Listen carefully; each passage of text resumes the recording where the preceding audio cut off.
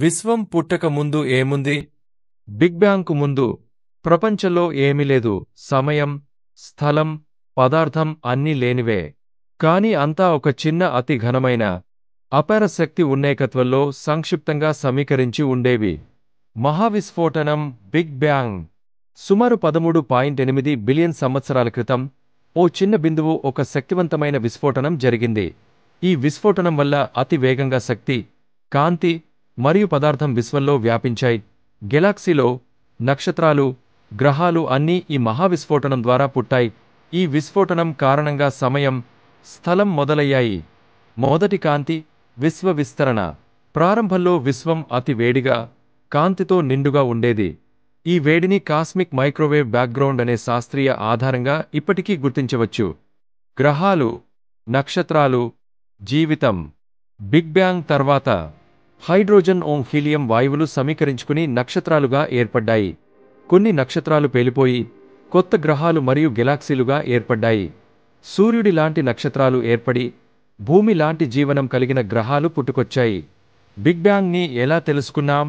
Edwin Hubble అనే శాస్త్రవేత్త విశ్వం విస్తరిస్తోందని కనుగొన్నాడు. కాస్మిక్ మైక్రోవేవ్ బ్యాక్గ్రౌండ్ ద్వారా మిగిలిపోయిన ఉష్ణోగ్రతను గుర్తించడం జరిగింది. హైడ్రోజన్, హీలియం తత్వాల అధ్యయనం ద్వారా విశ్వం పురాతన కాలం నుంచి ఎలా మారిందో అర్థమైంది. భవిష్యత్తులో విశ్వం ఏమవుతుంది? విశ్వం అంతులేని వేగంతో విస్తరిస్తూ ఉంటుంది. ఓ రోజు విశ్వం పూర్తిగా చల్లబడిపోతుంది. దీనిని హీట్ డెత్ ఆఫ్ యూనివర్స్ అనగా విశ్వం యొక్క వేడి మరణం అంటారు. కాని మన బ్రహ్మాండం ఇప్పటికీ చైతన్యంతో నిండి ఉంది. బిగ్ బ్యాంగ్ ముందు ఏముంది?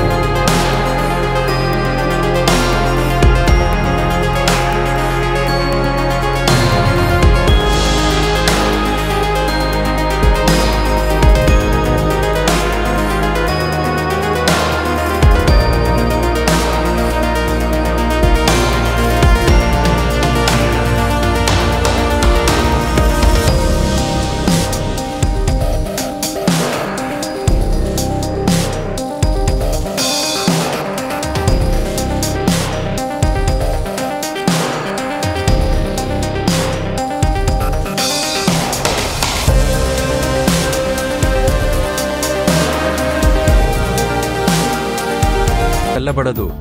విశ్వం ఎంత పెద్దదో ఊహించగలరా? మనం గాలక్సీలను చూస్తున్నాం, కాని మొత్తం విశ్వంలో కేవలం 5% మాత్రమే మనకు కనిపిస్తోంది. మిగిలిన 95%లో డార్క్ ఎనర్జీ 70%, డార్క్ మ్యాటర్ 25%. ఇవి కనిపించవు, కాని విశ్వాన్ని కంట్రోల్ చేస్తున్నాయి.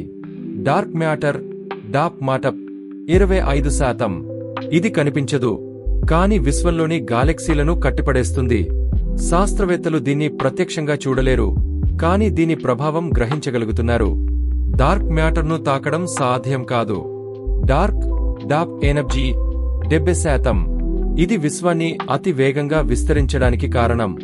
1998లో శాస్త్రవేత్తలు విశ్వం విస్తరణ వేగం పెరుగుతోందని కనుగొన్నారు.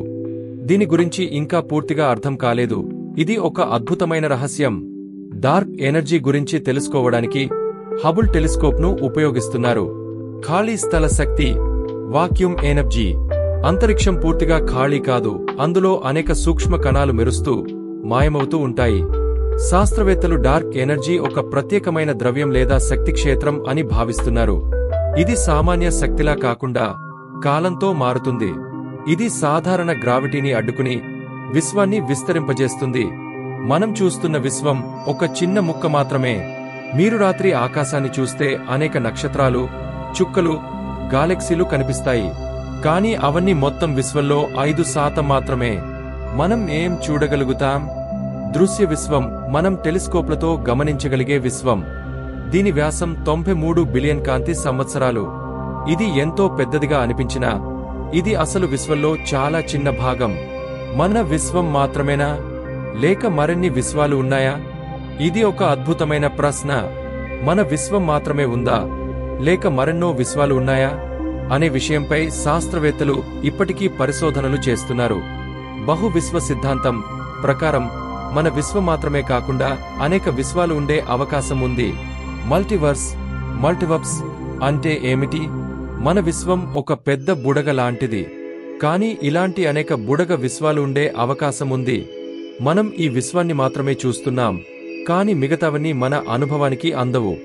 ఒకటి big bang multiverse, big bang multiverse. మన బిగ్ బ్యాంగ్తో పాటు మరెన్నో బిగ్ బ్యాంగ్లు జరిగి కొత్త విశ్వాలు పుట్టి ఉండొచ్చు. ఒక్కో విశ్వానికి భిన్నమైన భౌతిక నియమాలు ఉండొచ్చు.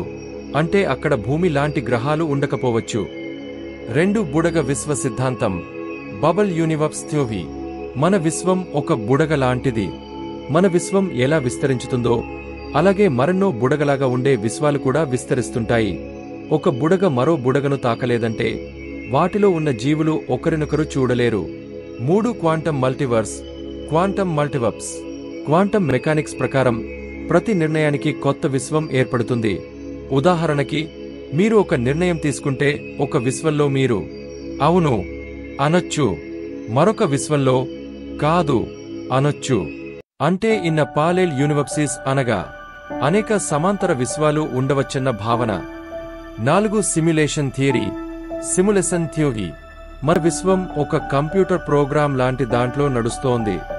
ఈ సిద్ధాంతాన్ని ఎలోన్ మాస్క్, నిక్ బోస్ట్రోమ్ లాంటి శాస్త్రవేత్తలు తీవ్రంగా పరిశీలిస్తున్నారు.